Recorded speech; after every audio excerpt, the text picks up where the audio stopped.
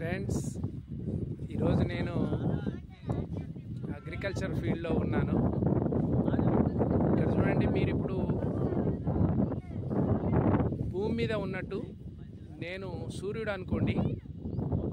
వెనుక కనిపిస్తున్నటువంటి వేప చెట్టు సూర్యుని వెనుక వైపు ఉన్నటువంటి రాశులు. ఇది వేప చెట్టు రాశి.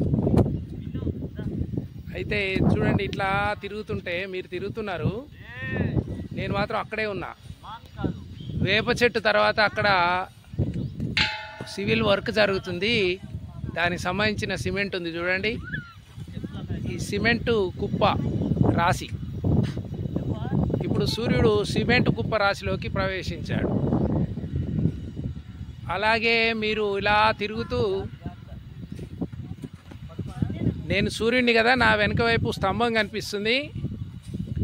ఇప్పుడు నేను స్తంభం రాశిలోకి ప్రవేశించాను.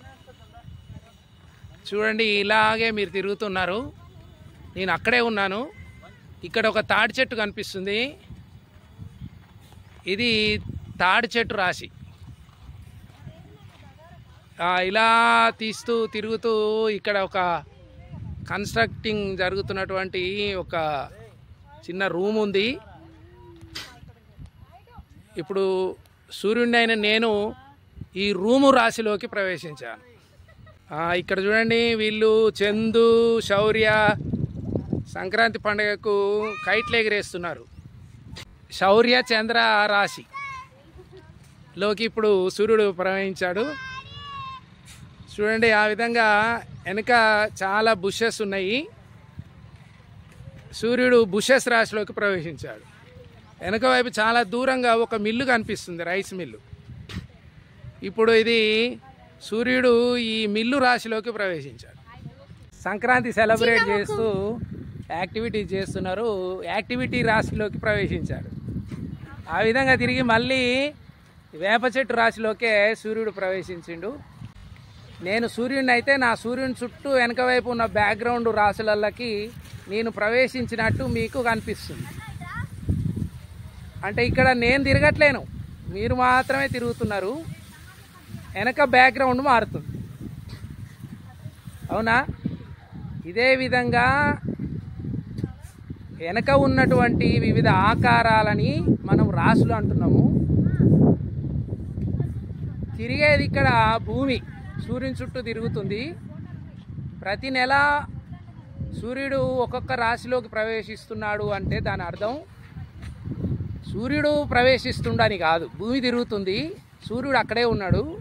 సూర్యుని వెనుక వైపు కనిపించేటటువంటి ఆకారాలని మనం ఏం చేస్తున్నామంటే మేకరాశి, వృశ్చిక రాశి, మేషరాశి, ఈ విధంగా రాశుల పేర్లు పెట్టుకున్నట్టు ఇక్కడ నేను వేప చెట్టు రాశి, కరెంటు స్తంభం రాశి, రూము రాశి అని పెట్టుకున్నాం కదా. వీటిల్లోకి ప్రవేశిస్తూ ఆ విధంగా భూమి సూర్యుని చుట్టూ కూడా తిరుగుతుంది. అంతేగాని రాశులు అనేటటువంటివి ప్రత్యేకంగా అక్కడ పోగేసి ఏముండవు. ఆకాశంలో ఒక నక్షత్రానికి ఇంకో నక్షత్రానికి మధ్యన 50 కాంతి సంవత్సరాల దూరం ఉంటుంది. ఆ దూరంగా ఉన్నటువంటి నక్షత్రాలు అన్నీ కలుపుకొని ఒక రాశి మండలం అని చెప్తున్నాం. కానీ ఆ ఊహారేఖలు మాత్రమే అవి. ఇట్లా స్తంభం ఆకారము అంటే ఈడొక చుక్క ఆడొక చుక్క పెడితే స్తంభం అవుతుందా? మనం ఊహించుకున్నటువంటి రేఖలు. రాశులు కూడా అట్లాంటి రేఖలు మాత్రమే.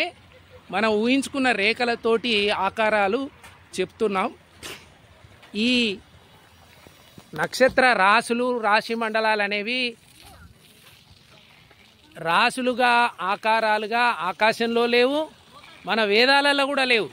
కేవలం అవి బాబిలోనియన్లు పరిచయం చేస్తూ ప్రజలకు ఏదైతే రాశులని చెప్పారో వాటినే వాడుకలో రాశులని మనం చెప్తున్నాం. ఆ రాశిలోకి సూర్యుడు ప్రవేశిస్తున్నాడు అనేటటువంటి ఆనాడు ఉన్నటువంటి సమాజంలో అవగాహన మేరకు అంత మాత్రమే అనుకున్నారు. కానీ సైన్స్ పరిజ్ఞానం పెరిగిన పిదప ఒక నక్షత్రానికి ఇంకో నక్షత్రానికి 50 కాంతి సంవత్సరాల దూరం ఉన్నప్పుడు అవన్నీ ఒక రాశి మండలంలో ఉండి ఒక ఆకారాన్ని ఎట్లా ఏర్పరుస్తాయి అనేటువంటి అవగాహన మనకు ఉండాలి.